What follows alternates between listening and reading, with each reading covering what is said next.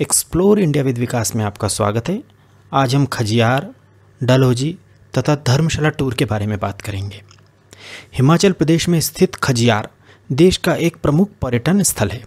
खजियार को mini Switzerland के नाम से देश ही नहीं अपितु दुनिया में जाना जाता है। यदि आप खजियार घूमने की योजना बना रहे हैं तो खजियार कैसे पहुँचे, ये आपके सामने सबसे बड़ा सवाल होता है। गौरतलब है कि खजियार तक सीधी रेल सेवा नहीं है। खजियार के सबसे निकट का रेलवे स्टेशन पंजाब राज्य का पठानकोट रेलवे स्टेशन है। पठानकोट तक देश के सभी बड़े शहरों से सीधी रेल सेवा उपलब्ध है। इसलिए यदि आपको खजियार आना है तो सबसे पहले आपको अपने गृहनगर से पठानकोट तक ट्रेन से आना पड़ेगा। पठानकोट रेलवे स्टेशन पर उतरने के बाद आपको रेलवे स्टेशन के बाहर से ही खजियार जाने के लिए टैक्सियाँ मिल जाएंगी।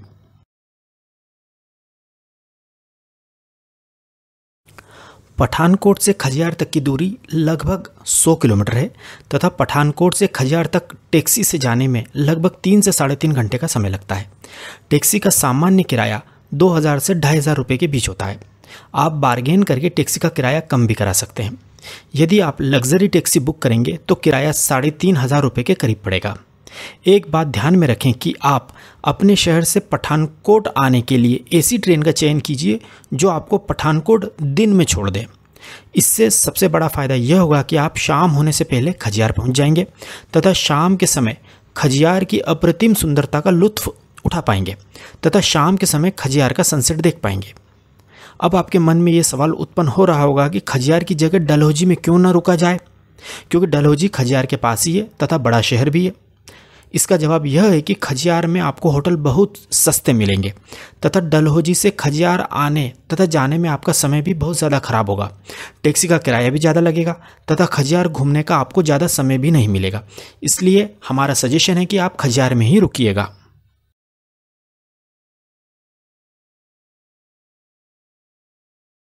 आप खजियार में होटल 2 दिन के लिए ऑनलाइन बुक कीजिएगा, क्योंकि खजियार को अच्छे से एक्सप्लोर करने में आपको इतना समय तो लगेगा ही लगेगा।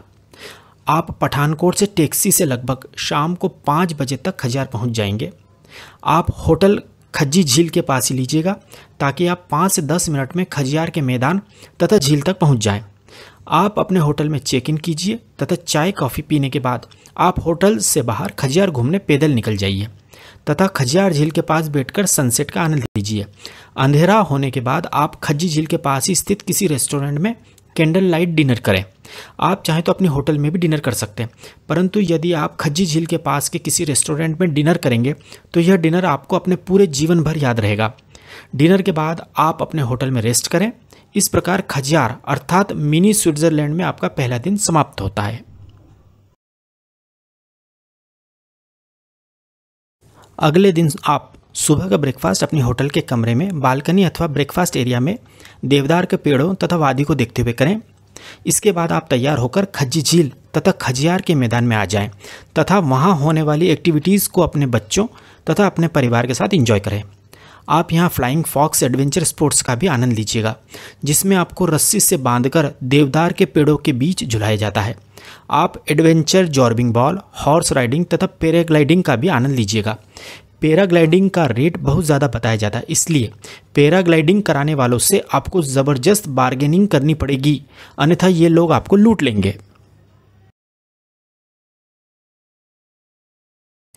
एक बात आप हमेशा याद रखिएगा कि आप खज्जी झील तथा खजियार के मैदान के पास जो पानीपुरी, नूडल्स तथा चाट के ठेले लगे होते हैं वहाँ से कुछ भी मत खाइएगा, क्योंकि वह बहुत अनहाइजीनिक होता है। क्योंकि यह ठेले खजियार गांव के लोग ही लगाते हैं तथा वह लोग साफ़ सफाई का बहुत कम ध्यान रखते हैं। इसके चलते फूड पॉइजनिंग की बहुत ज़्यादा संभावना रहती है। यदि आप बीमार पड़ जाएंगे तो आपकी पूरी ट्रिप खराब हो जाएगी। यदि आपको कुछ खाने का मन करे तो आप पैकेट बंद खाद्य सामग्री अथवा खजियार झील के पास के रेस्टोरेंट में लंच कर सकते हैं, क्योंकि यहाँ का खाना आपको बीमार नहीं करेगा। लंच करने के बाद आप खज्जी नाग टेम्पल देखने जाएं।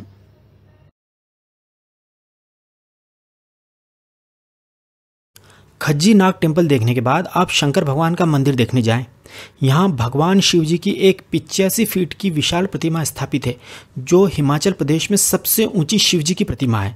इसके बाद आप गोल्डन देवी टेम्पल विजिट करें। गोल्डन देवी टेम्पल देखने के बाद आप वापस खज्जी लेक पर आ जाएं तथा अपनी शाम खज्जी लेक पर ही बिताएं। इसके बाद आप रात का डिनर अपने होटल में करें तथा रेस्ट करें। इस प्रकार खज्जियार में आपका दूसरा दिन समाप्त होता है। अगले दिन आप अपने होटल में ब्रेकफास्ट करें। इसके बाद आप होटल से या खज्जी लेक के पास स्थित टैक्सी स्टैंड से डलहौजी के लिए टैक्सी बुक करें। इसके बाद आप अपने होटल से चेकआउट करें। खज्जियार से डलहौजी तक की दूरी केवल 24 किलोमीटर है। खज्जियार से डलहौजी तक का टैक्सी का किराया लगभग 500 रुपये से 700 रुपये के बीच पड़ेगा। आपका टैक्सी वाला आपको रास्ते में साइट सीइंग कराता हुआ आपको डलहौजी में आपकी होटल में छोड़ देगा।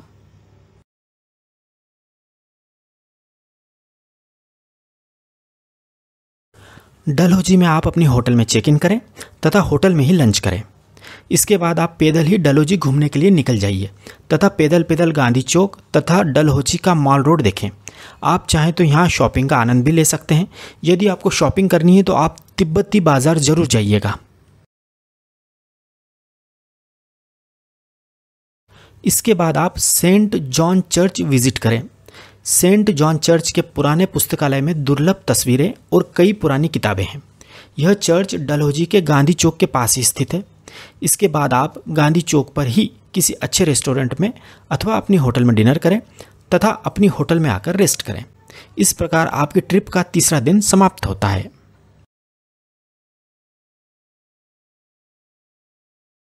चौथे दिन आप अपनी होटल में ब्रेकफास्ट करें तथा डलहौजी के आसपास की टूरिस्ट प्लेसेस घूमने के लिए अपनी होटल से अथवा गांधी चौक से टैक्सी बुक करें। टैक्सी का किराया लगभग 1500 रुपये लगेगा। डलहौजी में आप लक्ष्मी नारायण मंदिर, चामुंडा देवी मंदिर, चमेरा झील, गरम सड़क, डलहौजी सामुदायिक उद्यान विजिट करें। इसके बाद आप रास्ते में ही अच्छे से रेस्टोरेंट में लंच कर लें।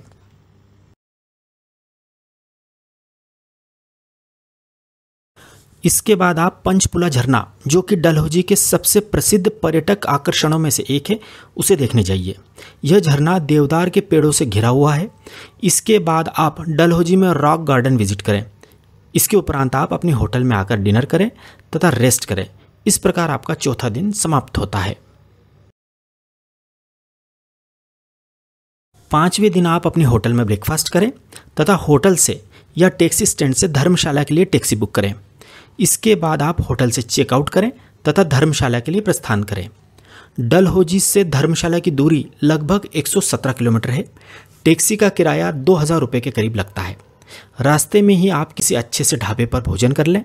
यदि आप रास्ते में साइट सीइंग करते हुए तथा रुकते रुकते हुए भी आएंगे तो आप 4 से 5 बजे तक आराम से डलहौजी से धर्मशाला पहुंच जाएंगे।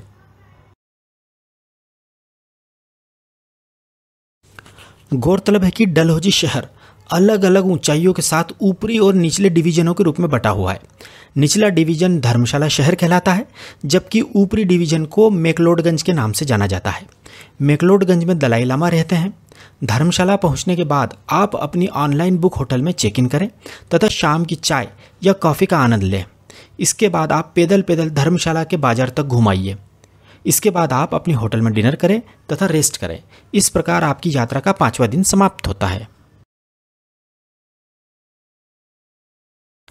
6वें दिन आप सुबह जल्दी से ब्रेकफास्ट कर लें तथा होटल से या टैक्सी स्टैंड से धर्मशाला, मैक्लोडगंज तथा आसपास के टूरिस्ट स्पॉट्स घूमने के लिए टैक्सी बुक कर लें।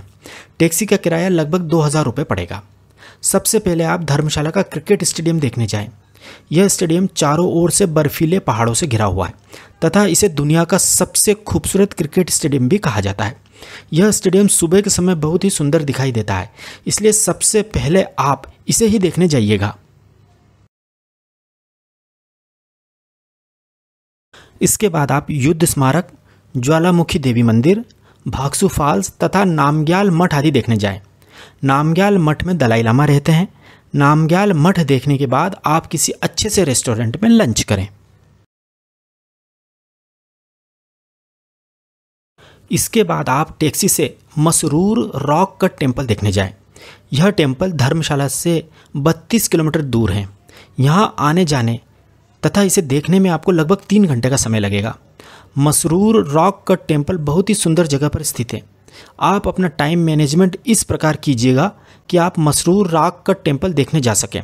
इसे धर्मशाला में हिंदुओं की जन्नत भी कहा जाता है। इसके बाद आप धर्मशाला में वापस आकर अपनी होटल में डिनर करें तथा अपनी होटल में रेस्ट करें। इस प्रकार आपकी यात्रा का 6वां दिन समाप्त होता है। 7वें दिन आप सुबह अपने होटल में ब्रेकफास्ट करें तथा चेकआउट करें। इसके बाद आप बस स्टैंड अथवा एयरपोर्ट पर टैक्सी से आ जाएं तथा अपने गृह नगर की ओर प्रस्थान करें। यदि आप बस से यात्रा कर रहे हैं तो धर्मशाला से दिल्ली की बस से दूरी लगभग 471 किलोमीटर है तथा यात्रा में लगभग 10 घंटे का समय लगता है। यदि आप फ्लाइट से दिल्ली जाना चाहते हैं तो निकटतम हवाई अड्डा धर्मशाला से लगभग 13 किलोमीटर दूर गग्गल में स्थित है। गग्गल हवाई अड्डा धर्मशाला को एयर इंडिया, स्पाइस जेट आदि की उड़ानों की मदद से दिल्ली से जोड़ता है। एक बात और ध्यान रखें कि आप अपनी इस यात्रा की शुरुआत धर्मशाला से भी कर सकते हैं। जैसे आप अपने गृह नगर से सबसे पहले धर्मशाला आएँ, उसके बाद डलहौजी जाएं, वहां से खजियार जाएं तथा अंत में पठानकोट से वापस अपने गृह नगर की ओर प्रस्थान करें। खजियार, डलहौजी तथा धर्मशाला की यात्रा करने के लिए मार्च से जून तक का समय आइडियल समय होता है। खजियार, डलहौजी तथा धर्मशाला में इस समय न ज़्यादा ठंड पड़ती है तथा न ज़्यादा गर्मी।